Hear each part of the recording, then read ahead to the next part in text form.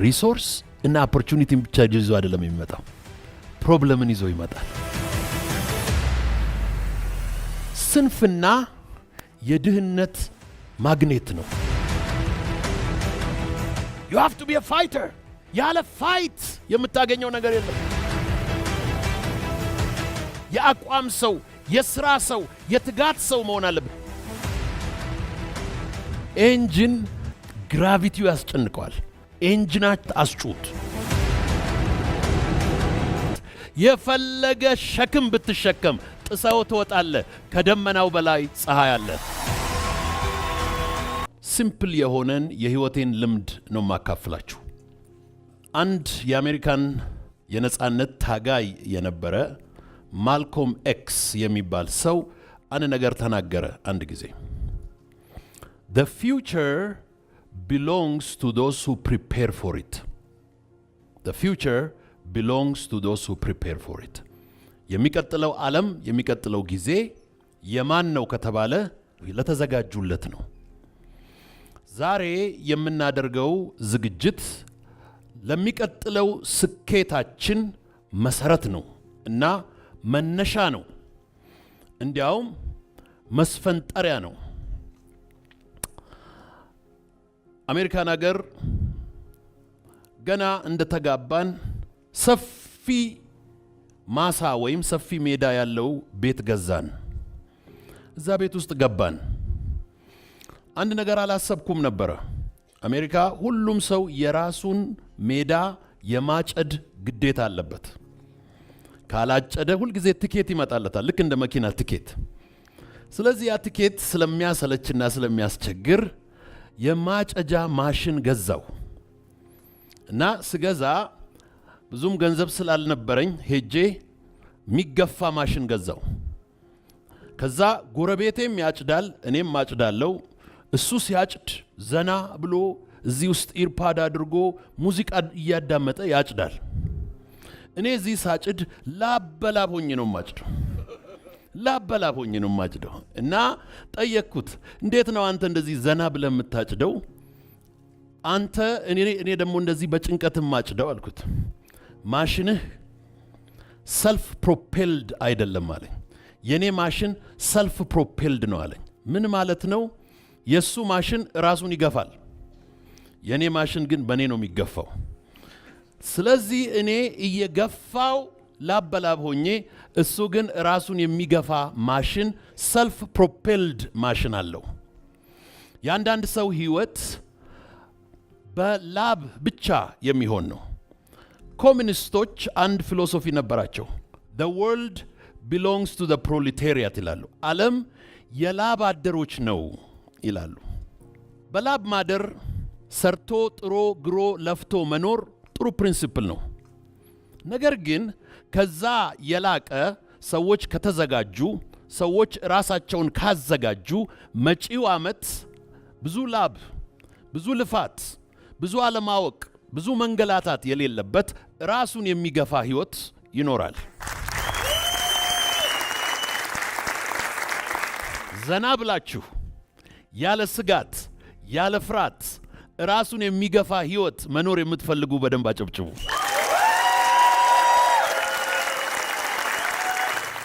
ሁል ጊዜ አመት ከመጀመሩ በፊት ሐምሌ፣ ነሐሴ፣ ጁላይን፣ ኦገስት የማደርጋቸውን ነገሮች ነው ማስተምራችሁ። 5 ነገሮች ነው የማደርገው እንደ 5 ጣት። ነምበር 1 የመጀመሪያው ፐርሲቭ ወይም ደግሞ ፐርሰፕሽን የምንለው ነው፣ ማየት ነው። ማየት 3 አቅጣጫዎች አሉት። አንደኛው ሬትሮስፔክቲቭ ይባላል፣ ወደ ኋላ ማየት። አንደኛው ፐርስፔክቲቭ ይባላል፣ አሁን ማየት። ሶስተኛው ደግሞ ፕሮስፔክቲቭ ይባላል፣ ወደፊት ማየት። አንድ ሰው ራዕይ አለው ወይም ደግሞ ህልም አለው ወይም ደግሞ እይታ አለው የሚባለው ሬትሮስፔክቲቭ ፕላስ ፐርስፔክቲቭ ፕላስ ፕሮስፔክቲቭ ኢዝ ኢኳል ቱ ፐርፌክት ቪዥን። ሰዎች ራዕይ ይሉና ሬትሮስፔክቲቭ የትላንትናውን፣ ፐርስፔክቲቭ የዛሬውን ይተውና ፕሮስፔክቲቭ ያዩና ወደፊት አይተው የዛሬ 5 ዓመት ቤትና የማከራየው ቤቶች እንዲኖሩኝ ራሴን አያለው ይላሉ።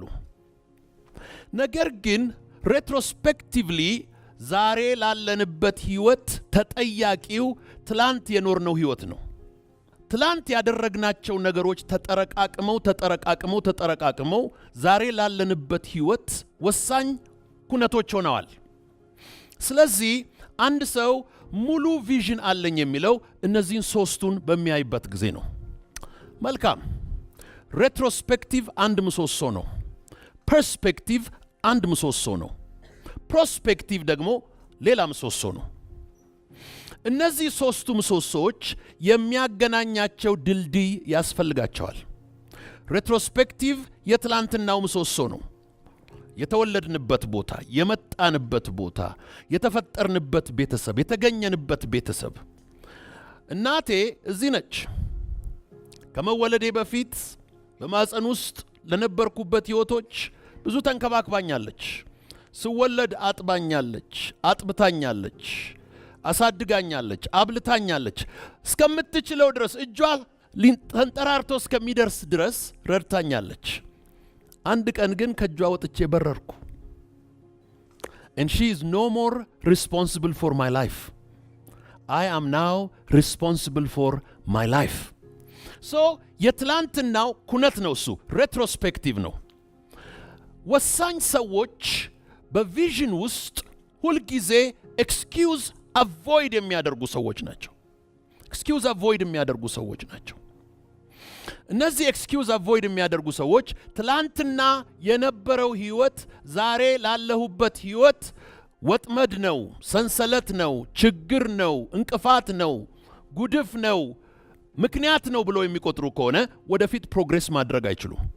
ሶ የትላንትናው from retrospective to perspective ዛሬ ላለን ፐርስፔክቲቭ ያ ዛሬ ላለን እይታ ትላንት የተጓዝነው ጉዞ ነው የሚወስነው።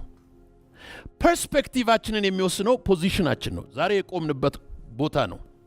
ከላይ ከቆምን ወደ ታች ፓኖራሚክ ቪው እናያለን።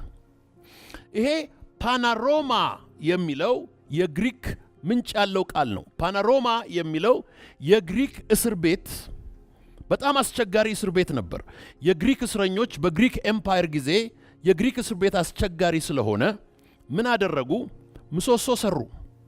ምሰሶ በእስር ቤቱ መካከል ማማ ሰሩና ማማው 360 ዲግሪ ባዶ ነው። ምን አሏቸው እስረኞቹን? ከዚህ በኋላ ብትደባደቡ፣ ብታምፁ፣ ለመስበር ብትሞክሩ ማምለጥ አትችሉም።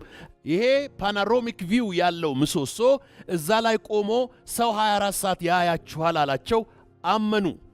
ሰው ግን እዛ ላይ አልነበረም።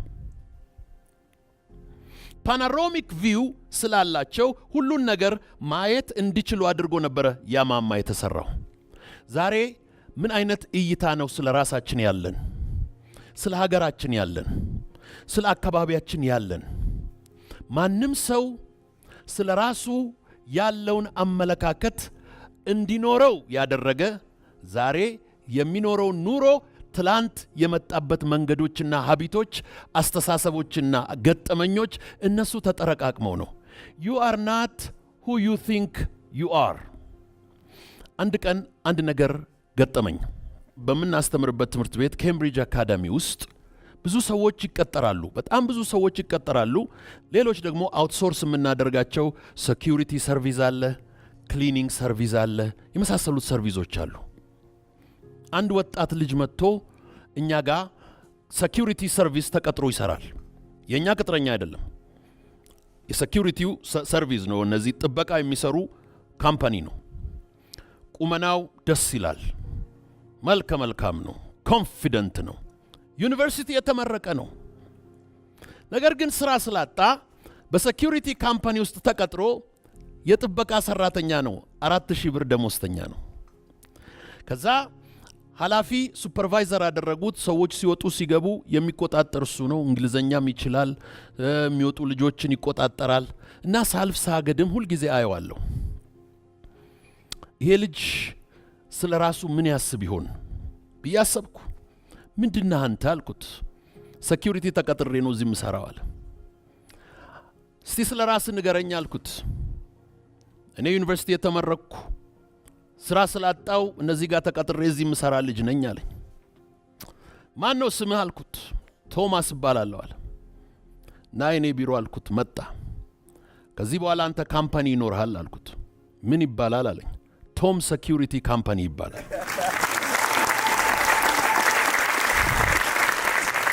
የራስህ ሴኩሪቲ ይኖርሃል። ግን ያ እንዴት እንደሚፈጠር አላቅም። ከዛን ቀን በፊት እሱ ቶም ሴኩሪቲን የመመስረት ሐሳብ አልነበረውም። ስለ ራሳችን ዛሬ ያለን እይታ ትክክል አይደለም። አንቺ ዛሬ ስለ ራስሽ ከምታስበው በላይ ነህ።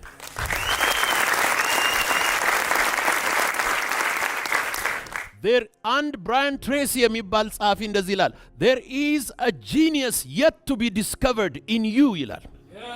አንተ የማታውቀው ጂኒየስ አንተ ውስጥ አለ። የሆነ ክሪኤቲቭ ፓወር አንተ ውስጥ አለ።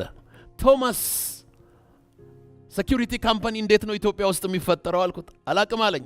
እኔም አላቅም። ሂድ ጠይቅ አልኩት። ሄዶ ጠየቀ። 4 ነገር ገንዘብ ያስፈልጋል፣ ቢሮ ያስፈልጋል፣ መኪና ያስፈልጋል፣ የፌደራል ፖሊስ ላይሰንስ ያለው ሰው ያስፈልጋል።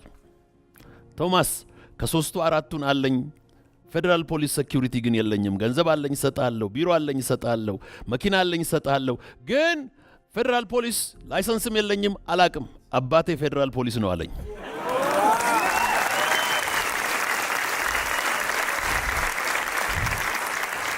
ዛሬ ቶማስ ያን ካምፓኒ አሰናብተን ሙሉ ኮንትራቱን ተቀብሎ የአምባሳደር ልጆች፣ የሚኒስተር ልጆች፣ የጀነራል ልጆች፣ የከባባድ ነጋዴ ልጆች የሞሉበት ሃይ ሴኩሪቲ ቬሪ ሴንሲቲቭ ካምፓስ ሙሉ በሙሉ ተቆጣጥሮ የ4,000 ብር ደሞዝተኛ በዚህ ዓመት ሚኒመም 4 ሚሊዮን ብር ይሰራል።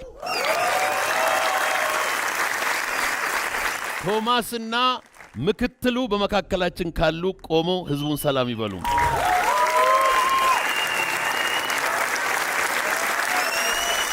ቶማስ ከዚህ በኋላ ቶም ሴኩሪቲ ኢትዮጵያ ውስጥ አውትስታንዲንግ ሆኑ። እቺም መነሻ የመጀመሪያው ዓመት 4 ሚሊዮን ኔክስት ይር ጎል ሰጥቻለሁ። የሚቀጥለው ዓመት ጎሉ ሚኒመም የ40 ሚሊዮን ገቢ የሚኖረው ካምፓኒ ይሆናል። አንድ ጊዜም አውሮፕላን ላይ ከአንድ ሆስተስ ጋር ተገናኘን። ትለፋለች። ቋንቋ ችሎታዋ ከባድ ነው።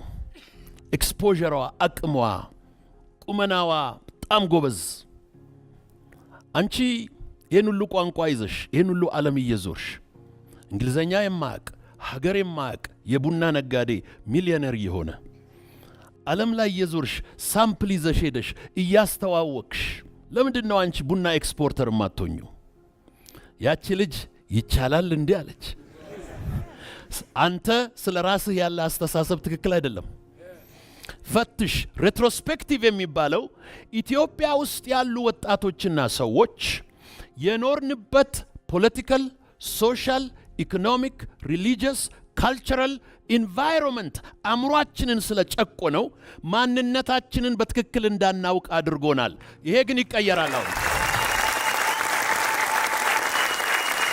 ቁጫልን ፋይናንስ እንዴት እንደሚገኝ፣ ቡና እንዴት እንደሚመረጥ፣ ሰፕላይ ቼኑ እንዴት እንደሚመጣ፣ ሳምፕል እንዴት ዲስትሪቢዩት እንደሚሆን ካነበብኩት ከማቀው አካፈልኳት። ስልኬ ላይ ጥቂት ወራት በፊት ቴክስት ላከችልኝ። 17ኛ ኮንቴነር ኤክስፖርት አድርጌያለሁ አለች።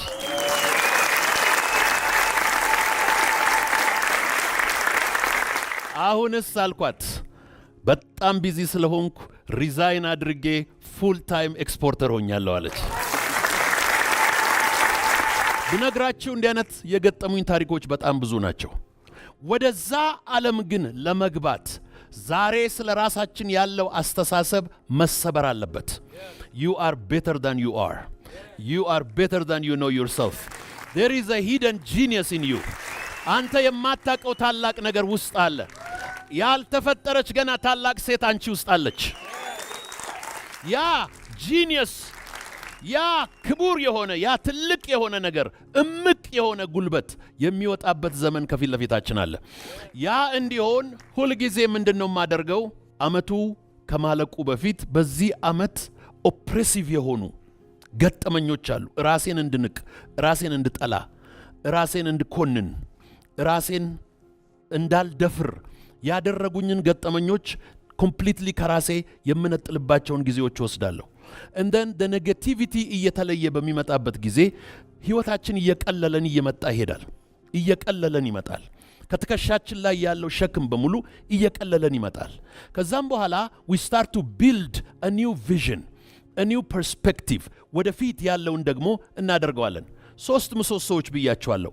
ሬትሮስፔክቲቭ ወደ ትላንት፣ ፐርስፔክቲቭ ደግሞ ዛሬ ስለ ራሳችን ያለንን እይታ መቀየር አለብን።